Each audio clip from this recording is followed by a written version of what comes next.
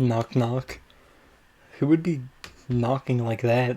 I'm gonna say real quick. Current scene after school plans. Oh geez, that last seems still weird. Like I didn't expect that. Knock knock. Who's there? Knock knock. That's not how the joke goes at all. Knock knock. Who would be knocking? I already said who's there. More importantly, what time is it? Even more importantly, what day? I'm suddenly catapulted into wakefulness by both the fact that the knocking still hasn't stopped and the fact that it's noon on a school day. Now fully awake, I can remember why I was napping. Better not give that excuse to Mato. Sorry I wasn't in class. I was experimenting sexually with my girlfriend and it tired me out. Yeah, that probably won't work well. Yeah, that'll go well. Oh, then maybe it will. Wonder how long this knocking is going to continue. Guess I ought to answer the door. I'm strangely unsurprised to see Kenji on the other side. Though it appears that Kenji's surprised to see me. What the hell are you doing here, man?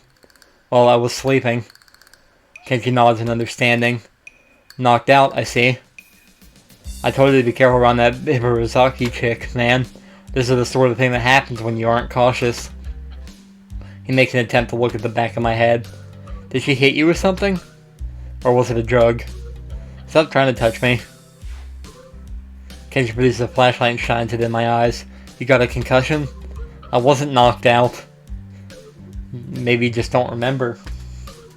This conversation isn't going anywhere. No, I just had a tiring morning and fell asleep. Whatever, man. If you want to be in denial about this, I guess I can't stop you. But you gotta watch out for that girl, man. She's not safe. What? She's not safe to be around. She's one of their most sinister agents. If you're not careful, there's no telling what could happen. She's brought down stronger men than you know. What the hell are you talking about? She's not an agent of anything, and she didn't knock me out, okay? I also highly doubt that she's brought down anyone at all. Kenji looks almost offended. I have no idea why. You don't believe me? That's cold, man. Real cold. I'm just trying to look out for you. That's what friends do, you know? We're friends? I had no idea. Then again, I wonder if Kenji knows what being a friend even entails. I feel something like pity for him standing there before me. Maybe he does think he's looking out for me. I know. I'm sorry about that. Thanks for the warning. I hold out my hand as a sign of peace. Kenji shakes it gingerly like my hand can possibly be on fire. There's an awkward silence for a few seconds before Kenji remembers that he's still shaking my hand. Anyway, I need a favor. What now? What kind of favor? I'm out of money. No, you aren't. You've got money kept in your desk drawer under a black notebook for emergencies. Did you ransack my room? That's not important. I don't need money, anyway. He adopts a very serious tone. I'm about to undertake a major OP operation. It'll blow the whole conspiracy wide open if I'm right. But it's dangerous. I need you to do something for me in case they don't come back. Sure, man. Anything. What the hell is he planning on doing? Oh no. Should I be telling someone about this? If I go missing, wait 3 days and then mail my journal off to the newspapers. It's hidden in my room under a false bottom in one of my desk drawers. How do I get into your room? I don't have a key. Kenji looks at me like I'm crazy. So pick the lock. You know how to do that, right? It's an important skill to learn at a young age. Yeah, of course I know how. I'll be sure to do that for you if you go missing. I don't think I want to read Kenji's journal. Either way, Kenji's pretty happy that I have agreed to do this thing for him. Great, man, great. I'll see you around. I got stuff to do. And he's gone, dashing down the hallway. What is wrong with that dude? He made it seem so final. I hope I don't have to carry out his final wishes. Shaking my head, I close my door and walk back to my bed. Guess I should go to class, if only to catch the last half of the day. But I've come this far without going to class today, and I did want to read more of that Hawking book Mato lent me. I'm sure he'll understand. Knock knock. This time the noise jerks my attention away from my book. An experience not unlike being woken up. Who's there? Me. Aren't you glad? The voice is muffled through the door, but unmistakably Emmy's. I hop up and open the door, smiling broadly. Hey, nice to see you again. Emmy grins back, staring up at me from her wheelchair. Yeah, you would have seen me earlier, but the damned elevator wasn't working. Had to wait for them to fix it. You'd think they could keep it in a better order, but no. I chuckle a bit at her vexed expression and invite her in. She wheels in easily, and with my help she hops onto my bed. There, much more comfortable than that stupid chair. A sigh of contentment hangs in the air, and for a minute we both just stare at one another. It's at that point I notice the circles under Emmy's eyes. They're not that dark, but they definitely weren't there before. Before I can ask about them, Emmy fixes me with a mischievous stare. So I couldn't help but notice you weren't at lunch today. In fact, I don't think I saw you at all. What happened? Fell asleep. I actually didn't wake up until lunch, and only then because Kenji woke me up. What had you so tired? Yeah, I don't know. Strenuous workout this morning, slightly uncomfortable too. Emmy coughs a half-laughing, half-embarrassed noise.